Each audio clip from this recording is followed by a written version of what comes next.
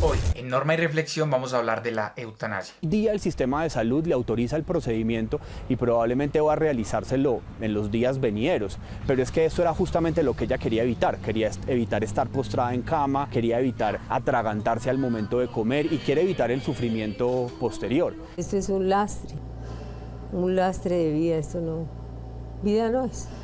La Corte Constitucional tendrá la oportunidad de cambiar el precedente frente a la enfermedad terminal como requisito. Se trata de eliminar la barrera que exige a las personas esperar que su salud se deteriore o tener un pronóstico de vida inferior a 6 meses para acceder a la eutanasia. La eutanasia es un tema muy polémico que suscita muchas polémicas y preguntas, por ejemplo, sobre el carácter inviolable de la vida humana, la autonomía, la dignidad, la titularidad del derecho a la vida. Este tipo de preguntas y cuestiones el derecho no las responde de fondo, sino que simplemente adopta soluciones que desde la filosofía moral se le ofrece. Marxista no soy porque no me formé en el marxismo.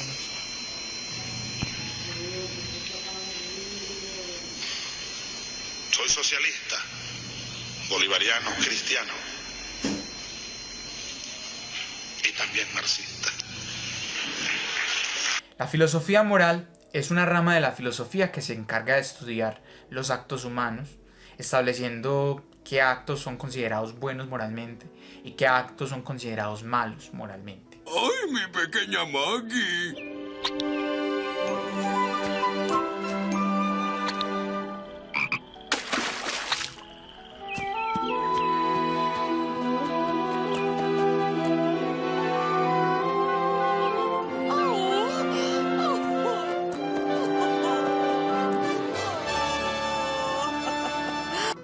La eutanasia, al ser un acto humano, será calificada por cada teoría de la filosofía moral como un acto bueno desde el punto de vista moral o como un acto malo.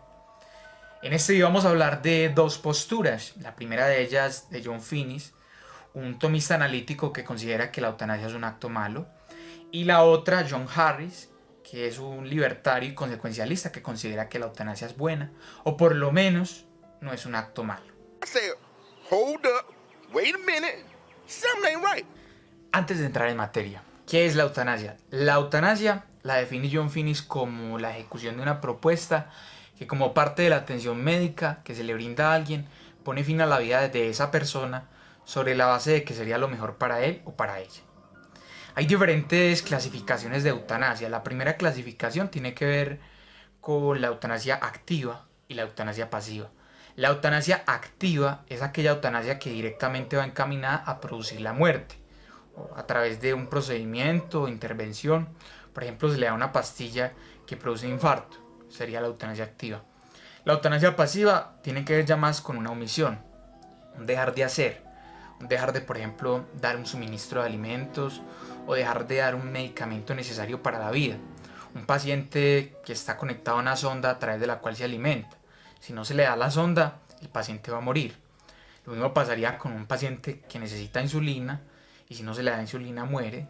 Y se le deja de insulina, se produce la eutanasia, pero la eutanasia pasiva. La otra clasificación tiene que ver con la eutanasia voluntaria, que es cuando el paciente realiza la petición de eutanasia y esta se produce. El segundo tipo tiene que ver con la eutanasia no voluntaria, y es cuando no hay voluntad del paciente porque no la puede tener. Es un paciente en estado vegetativo que no se puede comunicar, por ejemplo. La decisión de practicar la eutanasia no es del paciente, sino de su familia o de los médicos o del gobierno, ¿cierto? Y el tercer tipo de eutanasia es la eutanasia involuntaria, que es cuando la persona, pudiendo hacer la petición de eutanasia, no la hace y aún así se practica el procedimiento. Finnis critica el uso de la palabra eutanasia y lo critica porque para él lo que en verdad sucede es un asesinato. Y un asesinato se diferencia del homicidio porque es un homicidio calificado. Es un homicidio calificado porque normalmente el médico o la persona que practica la eutanasia la practica a cambio de una contraprestación, normalmente económica. Entonces para él es un asesinato la eutanasia. Harris, el otro autor, el que está a favor de la eutanasia, no se refiere específicamente al uso del término eutanasia, aunque se intuye que para él no es un asesinato, sino que simplemente es un procedimiento que se practica en virtud de la autonomía que tiene toda persona. Para Finnis, una persona actúa con libertad cuando tiene varias posibilidades para actuar. y tiene varias posibilidades para actuar y elige una de estas posibilidades como la forma en la que va a actuar. Las intenciones de esta persona importan para John Finnis porque a través de esas intenciones esa persona refleja sus compromisos y responsabilidades. Harris, por el contrario, considera que no es tan importante las intenciones en las acciones humanas, sino que lo importante también son los resultados. Porque cuando estamos actuando, estamos cambiando, no nos estamos cambiando no solo a nosotros mismos, sino también al mundo. Para Harris eso es más importante que las intenciones.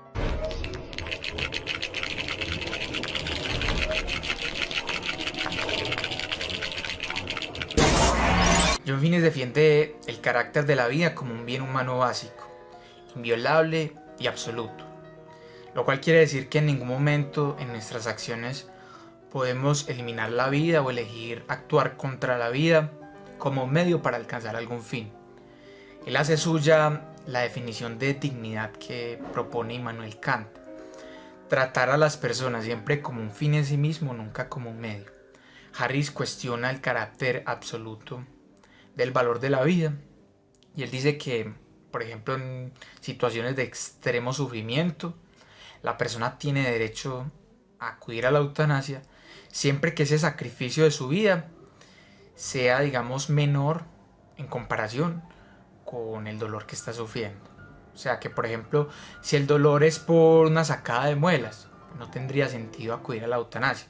Tiene que ser un dolor lo suficientemente importante que justifique que una persona acuda a la eutanasia. Otro argumento que utiliza Finnis para oponerse a la eutanasia es que todos somos iguales, independientemente de que estemos atravesando por una gran enfermedad, una discapacidad o que seamos muy débiles. Todos compartimos una característica como seres humanos que nos da ese derecho a la igualdad y es nuestra humanidad. Y la humanidad Finnis entiende que surge a partir de la capacidad radical de deliberar y elegir nuestras acciones. Es una condición radical porque no necesariamente la tenemos que ejercer o poder ejercer en este momento. No la tenemos que ejercer en este momento, sino que es preexistente a nosotros.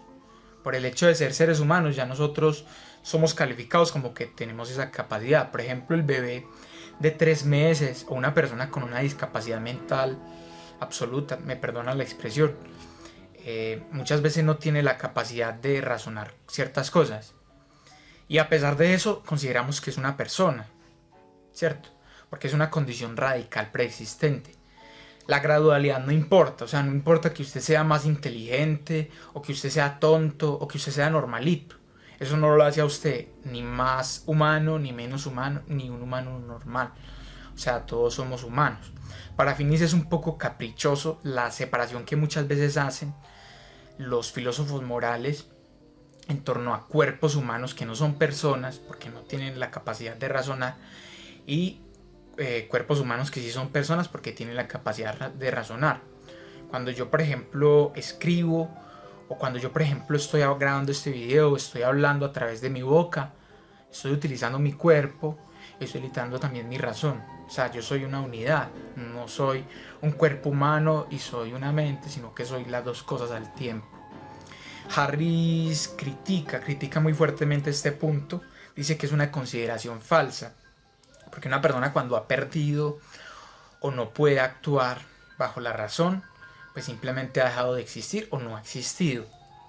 Entonces una persona que está enferma y que cae en un estado vegetativo, pues su cuerpo es el de un ser humano vivo, pero ese cuerpo humano ya no es el de una persona.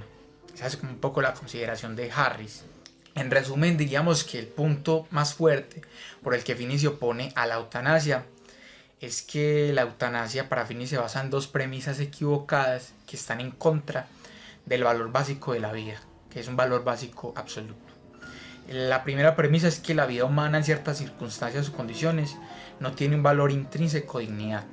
John Finnis considera que no, pues que independientemente de los accidentes que ocurran o de las circunstancias que rodeen una vida, esta nunca va a perder su dignidad ni su respeto pues que le tenemos que dar.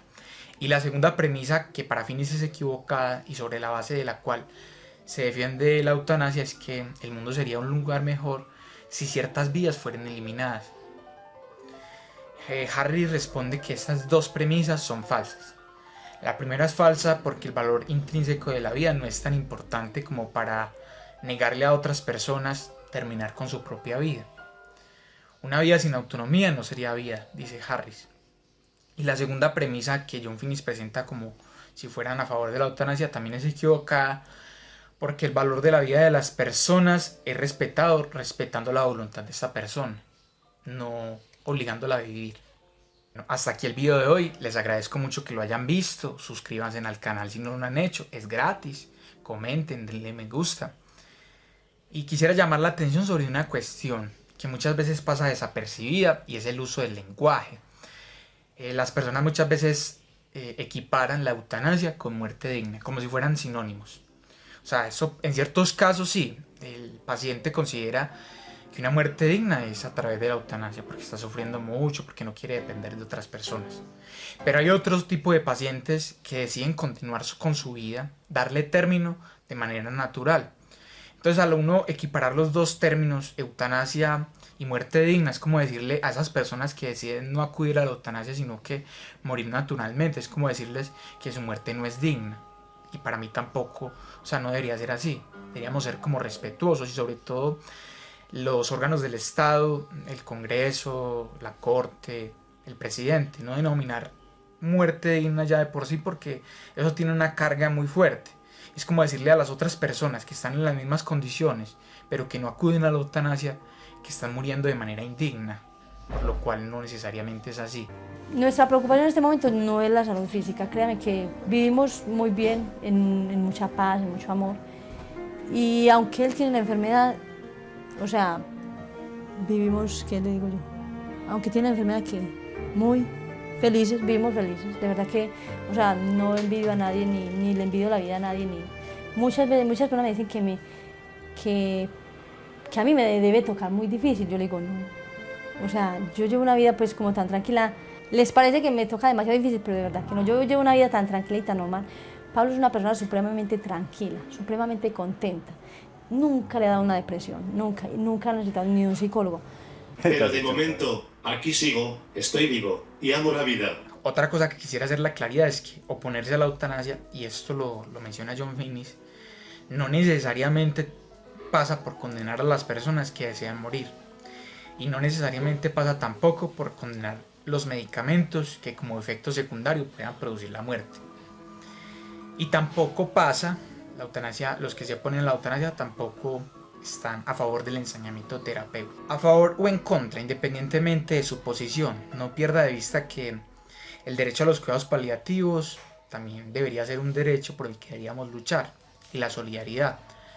Las personas que están a favor de la eutanasia luchan mucho por la eutanasia, pero se olvidan también de esos pacientes que no quieren la eutanasia, sino que quieren los cuidados paliativos, quieren una atención médica, quieren enfermera. Es mucho más costoso, pero créame que si a usted un paciente le da la posibilidad de elegir entre eutanasia y cuidados paliativos, le da la posibilidad de que la familia sea solidaria con él, pues muchas veces no va a elegir la eutanasia. Hay veces la eutanasia es como la solución más económica, la solución más rápida, ellos sintiéndose como una carga.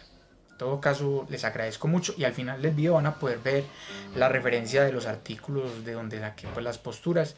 Agradezco a mi amiga Andrea que me compartió un artículo que ella tiene, me sirvió también para realizar este video y feliz día.